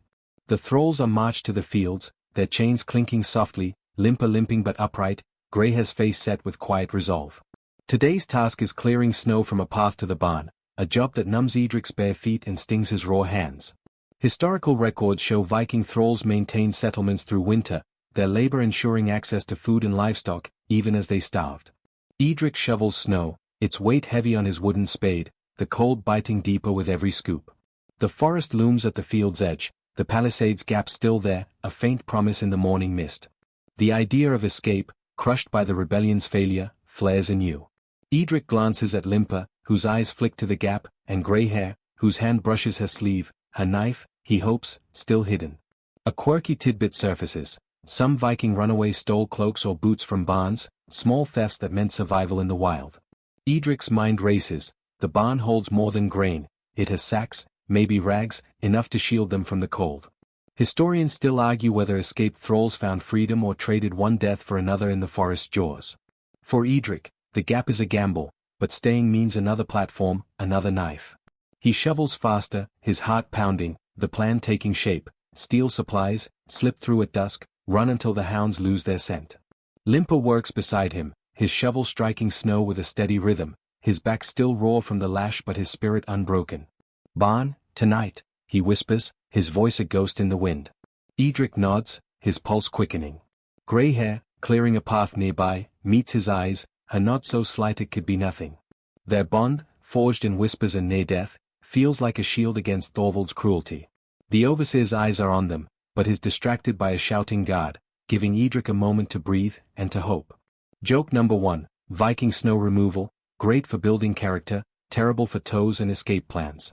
Midday brings a thin gruel, served in bowls crusted with ice. The thralls huddle near the path, their hands trembling as they eat. Edric sits close to Limper, who chews slowly, his eyes on the barn. Greyhair joins them, her bowl half empty, her fingers brushing her sleeve. We need warmth, she murmurs, her voice low. Edric nods, the barn's hay, maybe a tattered cloak, could keep them alive in the forest.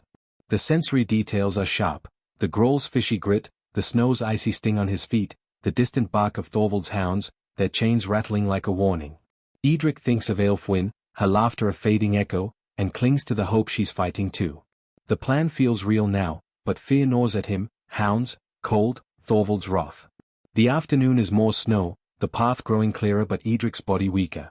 His hands bleed, the spade's handle tearing his scabs, and his feet are numb, each step a test of will.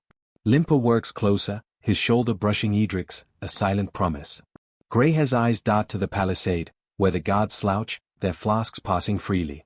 The gap seems closer, its promise sharper. Edric's plan solidifies, slip into the barn at dusk, grab hay and grain, sprint for the gap. But the hound's barks, louder now, remind him of the cost. Joke number 2, Viking escape routes, open all night, but the welcoming committee has teeth and really bad breath. Thorvald rides by, his horse's hooves crunching the snow, his scarred cheek catching the dim light. His eyes sweep the thralls, lingering on Edric, then Limper, then Greyhair. Does he sense their plot? Edric's heart pounds, but he keeps shoveling, his head down. Thorvald's wife follows, her silver-beaded braids glinting, her gaze cold as she points at Greyhair again. The overseer nods, but Greyhair's face stays blank, her hand still in her sleeve. A fringe fact nudges Edric's mind. Some Viking women kept thralls under close watch, their intuition as sharp as any guard's. Edric prays Greyhair's knife stays hidden, her defiance unnoticed. Dusk falls, the sky a bruise of purple and grey. The thralls are marched to the barn to store tools, the air inside thick with hay dust and the faint warmth of penned animals. The overseer turns away, distracted by a drunken guard, and Edric seizes the moment. Limper slips a sack of grain under his tunic, while Edric grabs a bundle of hay and a tattered cloak, his hands shaking. Greyhair joins them, her knife glinting briefly as she cuts a strip of sackcloth for warmth. The guards outside laugh, their flasks clinking, and the palisade's gap beckons. They move, hearts pounding, toward the barn's door, but a hound's bark splits the air, sharp and close. The overseer turns, his eyes narrowing, and Edric's breath catches. This time, they are faster. Limper bolts, his limp forgotten, clutching the grain. Edric follows, the cloak and hay heavy in his arms, Greyhair at his side, her knife ready. They sprint for the gap, the snow slowing their steps but not their will. The hounds bay, their chains snapping free, and the guard's shouts rise, but the forest is close. Edric's lungs burn, his feet numb, but he runs, Limper and Greyhair beside him. The gap looms, a narrow promise, and they dive through, the palisade's shadow swallowing them. The forest's darkness wraps them, its branches clawing, but they push on, the hound's barks fading behind. Joke number 3, Viking marathons, free entry, high stakes, and a finish line that's probably a wolf's dinner. They run until their legs give out, collapsing in a clearing, the snow soft beneath them. Edric's chest heaves, his hands clutching the cloak, the hay a meager shield. Limper's breathing is ragged, his grain sack torn but intact. Greyhair's knife is still in her hand, her eyes scanning the dark. The forest is silent, the hound's gone, for now. Edric thinks of Sinuin's cross, of Wulfric's fear in Hedeby, and feels their shared suffering like a distant pulse. The gull from the ship haunts his mind, its wings a promise of freedom, fragile but real. They are not safe, not yet, but they are free, and that's enough to keep the spark alive. The forest's embrace is cold and unforgiving, its shadows swallowing Edric, Limper, and Greyhair as they huddle in a snow-dusted clearing. The air smells of pine and frost, sharp in Edric's lungs as he gasps, his chest heaving from their desperate sprint through the palisade's gap. The stolen cloak, tattered and damp, clings to his shoulders, offering little warmth, while the bundle of hay and sack of grain lie scattered around them, meager spoils of their rebellion. Limper's breathing is ragged, his back raw from the lash, the grain sack torn but clutched tight. Greyhair's knife glints in her hand, her eyes scanning the dark for hounds or worse. The distant baying has faded, but the forest is no sanctuary, its silence hides wolves, cold, and the ever-present threat of Thorvald's pursuit. Edric's heart pounds, freedom a fragile spark that could ignite or gutter out. The trio moves deeper into the woods, their steps muffled by snow, the branches clawing at their skin. Edric's bare feet are numb, each step a dull ache, but he pushes on, driven by the memory of Limper's sacrifice on the platform and Greyhair's fierce live. Historical records show escaped Viking thralls faced grim odds, with many succumbing to starvation or recapture, their fleeting freedom a cruel jest. Edric's plan, steal supplies, vanish into the forest, feels flimsier now, the weight of survival pressing hard. They need shelter, fire, a destination, but the forest offers only shadows and cold. A quirky tidbit surfaces. Some runaways followed rivers to distant settlements, hoping for mercy or anonymity. Edric listens for water, but hears only the wind's low moan. They find a shallow cave, its mouth half hidden by snow-laden branches. It's barely a shelter, but it's better than the open woods. Edric spreads the hay, a thin barrier against the frozen ground, while Limper guards the entrance, his eyes sharp despite his pain. Grey-hair cuts strips from the cloak with her knife, wrapping Edric's bleeding feet in Limper's wounds. Her hands are steady, her face hard, but her eyes hold a flicker of hope. "We eat sparingly," she says, breaking the grain sack's contents into small portions. The barley is gritty, but Edric chews slowly, its faint warmth a lifeline. The sensory details are stark, the cave's damp chill, the hay's prickly sting, the barley's dry crunch in his mouth. Joke number 1, Viking camping, 5-star views, 0-star beds, and a menu that's all you can to eat. The night deepens, the cold a beast that claws at their bones. Edric huddles close to Limper and Greyhair, their body heat a meager shield. Limper's voice, hoarse but steady, breaks the silence, "River's our best chance." He speaks of a trade route, whispered among thralls, leading to a settlement where runaways might blend in. Greyhair nods, her knife still in hand, but her eyes are wary. Edric thinks of Aelfwyn, her laughter a ghost in his memory, and wonders if she's found such a place, or if she's still chained like he was. Historians still argue whether escaped thralls could integrate into Norse society or if their brands and accents doomed them. For Edric, the river is a gamble, but it's all they have. At dawn, they move, the snow falling thicker now, masking their tracks but slowing their steps. Edric's feet, wrapped in cloak scraps, ache with every crunch, and his hunger gnaws, the barley ration already gone. Limper leads, his limp pronounced but his resolve iron, while Greyhair scouts ahead, her knife ready. They find a frozen stream, its surface glinting under the weak sun, and follow it, hoping it joins a larger river. The forest is a maze of shadows, its silence broken by the occasional snap of a branch, wolf, or just the wind. Edric's heart races, the gull from the ship haunting his mind, its wings a faint promise of salvation. Joke number 2, Viking road trips, no map, no snacks, and a backseat driver with a knife. The day is a blur of cold and fear. Edric's body is a machine of pain, his hands trembling as he clutches the empty grain sack, now a makeshift bag for the cloak's remains. Limper's wounds slow him, his breathing labored, but he pushes on, muttering of the river like a prayer. Greyhair's eyes dart to every shadow, her knife a constant companion.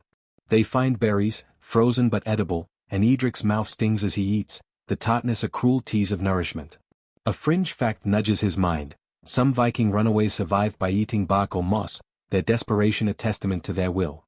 Edric eyes a tree, its bark peeling, and hopes it doesn't come to that. Dusk brings a faint roar, the river, wide and swift, its banks crusted with ice. Edric's heart leaps, but the sight is daunting, the current is strong, the water deadly cold. Limper kneels, testing the ice, while Greyhair scans the banks for a crossing. "We swim or die," Limper says, his voice grim.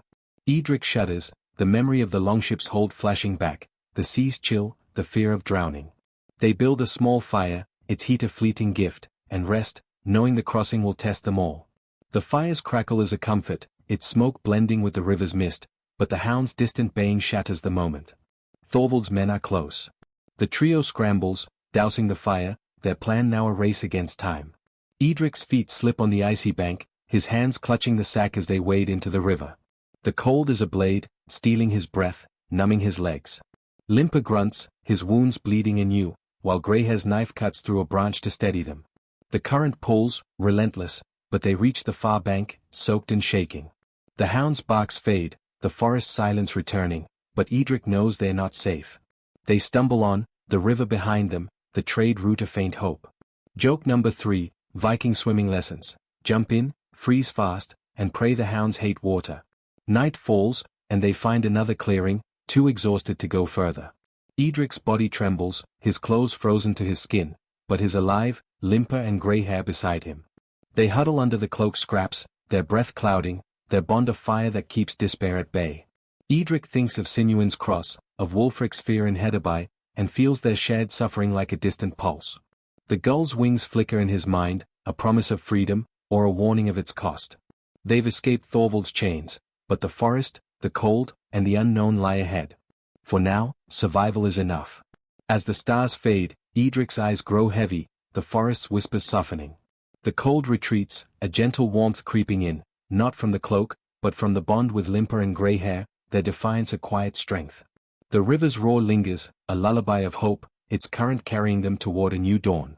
Edric's breath slows, his body sinking into the snow, the weight of his journey easing. The world blurs, the trees fading into a soft haze, and he drifts, the gull's wings guiding him to a place where chains don't bind. Sleep comes, a tender embrace, wrapping him in dreams of fields and laughter, of a life reclaimed.